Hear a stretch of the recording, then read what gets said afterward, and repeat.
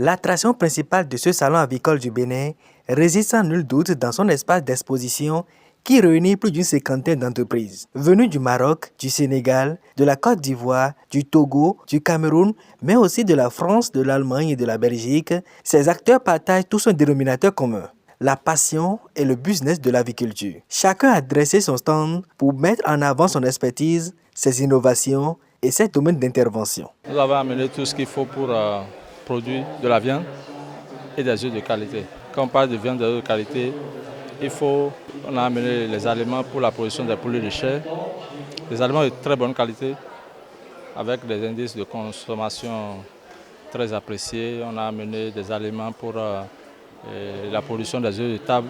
Nous avons les matériels d'élevage et on propose beaucoup de solutions, comme les cages et ainsi de suite.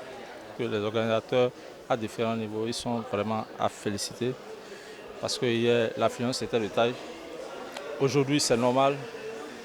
Et ce matin il y a moins d'affluence, mais dans la soirée je suis sûr qu'on va battre le record d'hier. C'est les aliments cristal. On est dans la production et dans la commercialisation des aliments pour animaux. Mais maintenant nous faisons toute une chaîne. On commence par les poussins Amazon qu'on fournit à des fermes. Et ces fermes prennent les aliments cristal, les proventes cristal pour nourrir ces poussins. Et après, nous reprenons les produits finis chez les fermes qu'on met sous la marque Poulet Chic. Au cœur de ce carrefour international, le Royaume du Maroc, pays à l'honneur, a bel et bien répondu présent. Dès l'accueil du pavillon marocain, deux jeunes demoiselles rivalisent le dynamisme pour expliquer aux visiteurs le bien fondé et la qualité des produits de la FISA, la Fédération interprofessionnelle du secteur avicole au Maroc. Et pour les professionnels en quête de partenariats plus poussés, les discussions stratégiques se prolongent en arrière-plan avec les hauts responsables de la délégation. C'est quelque chose d'historique avec le Bénin. En l'occurrence, votre interprofession, l'IAB, Interprofession avicole du Bénin, et la FISA.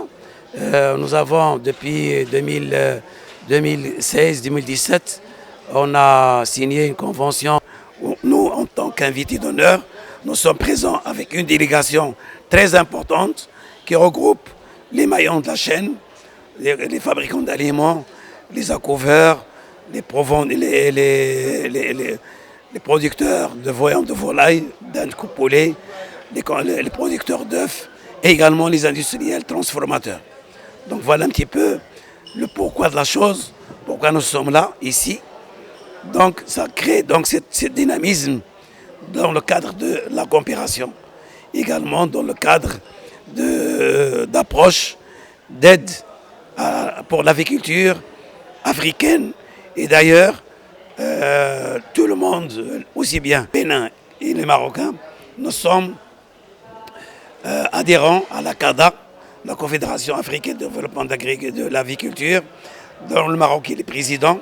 Et d'ailleurs, cet après-midi, il va y avoir l'Assemblée générale, le conseil d'administration de cette organisation pour parler également des événements futurs pour le développement de l'aviculture en Afrique. Entre partage d'expériences, opportunités d'affaires et démonstration de savoir-faire, Cotonou est devenu le temps d'un salon, la capitale de l'aviculture africaine. Le Salon Expo avicole du Bénin veut lutter afin que l'assiette du consommateur béninois ne dépende plus de l'extérieur, mais du génie de ses propres éleveurs.